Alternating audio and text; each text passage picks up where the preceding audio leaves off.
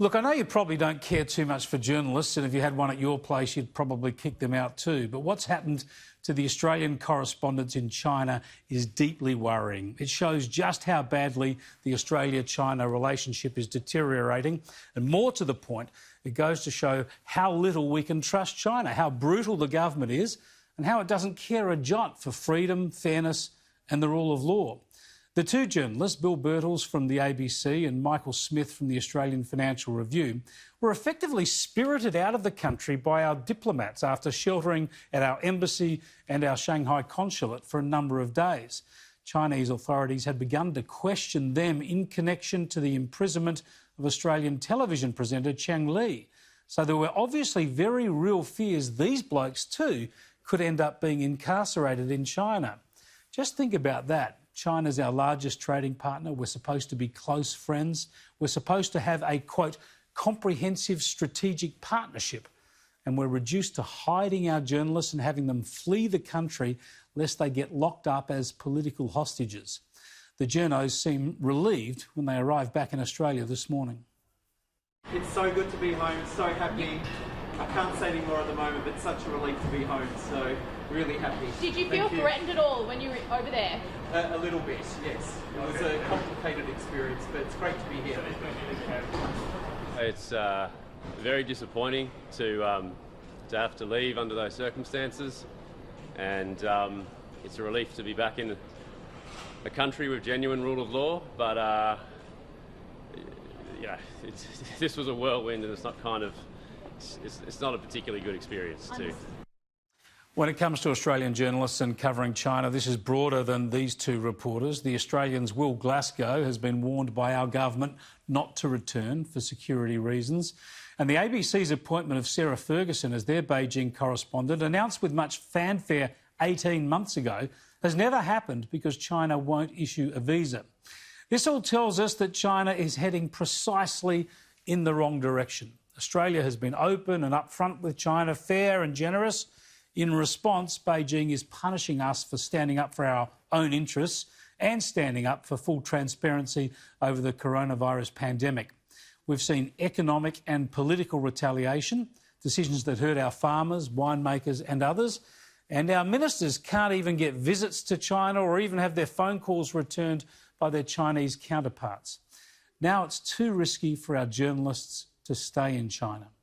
Overseas travel from Australia into China is pretty much suspended at the moment because of COVID, as is the usual influx here of Chinese students and tourists. But what we simply can't know yet is whether the old normal will ever return and just how much further the relationship will fall apart, socially, economically and politically. To examine these issues and more, I'm joined by former Foreign Minister Alexander Downer, live from London. Thanks for joining us again, Alexander. You must be disturbed by what's happened with these journalists and what it says about China's attitude to Australia. Yes, I'm quite shocked by it. The fact that, by all accounts, these journalists were called on by officers of the Ministry of State Security in the middle of the night, at like midnight. To be questioned is extremely intimidating. I mean, if they just wanted to ask them some questions, they could have called on them in a normal time during the working day, but to call on them at midnight is a very bad sign, is quite intimidating. And I think DFAT have, by the way, done an excellent job to have got the two of them out of China as successfully as they have. But this is a new low in the bilateral relationship between Australia and China. Well, DFAT, of course, have had to hide the journalists, protect them at the embassy and at the consulate in Shanghai. Then they've had to negotiate with China to get them out of the country and fly them home. They're obviously deeply concerned about their safety. No one seriously would think either of these journalists are involved in anything subversive. Does it suggest that we worry that our Department of Foreign Affairs is worried that China is effectively using Australian journalists as political hostages? Well, I think that they're just cracking down on reporting, presumably. I mean, the Australian journalists, I suppose, do what journalists always do, and they ring around people to get stories and corroborate information all the usual kinds of things. I mean, neither of those journalists has a record for being particularly outrageous or controversial or xenophobic or anything like that. And it's not enough. It's not good enough, apparently, for the Chinese leadership. And look, what you've seen here is a huge change in the way China has engaged with the rest of the world. It's decided it's going to begin cutting itself off diplomatically from the rest of the world through behaving like this.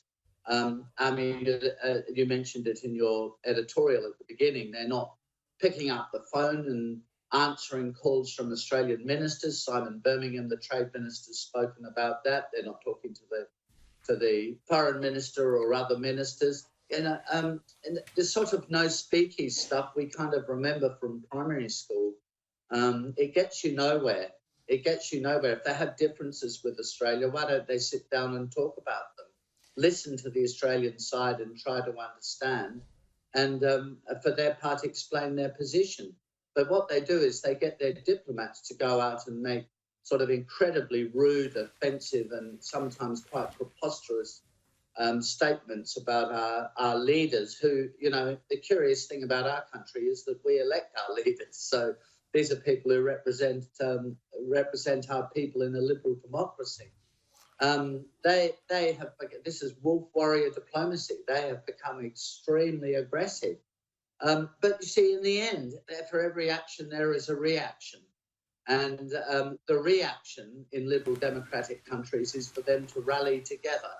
And that's why I say by behaving in this sort of way, China is increasingly, the Chinese leadership are increasingly starting to isolate themselves. Do you believe there's any risk for Australian diplomats in China?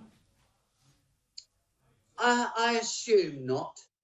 It would be very abnormal behaviour but kicking journalists or harassing journalists in the middle of the night and having had them to be expedited out of the country by diplomats is in and of itself extraordinary behaviour. But I think for the Chinese to start harassing our diplomats and in particular detaining our diplomats, though, that would be one step that even they would take, I would assume. So Australia's response, though, should be to continue to press for openness, to continue to press for dialogue, for visits, for conversations? Yes, I mean, Australia should. I think the Australian government has actually behaved in an exemplary way in dealing with these provocations from China. I mean, the Prime Minister, the Foreign Minister, the Trade Minister, they don't lose their tempers. They are not abusive. They don't denigrate the personalities who rule China. They've been very calm, but they haven't tried to engage with China, and the Chinese leadership have refused to engage.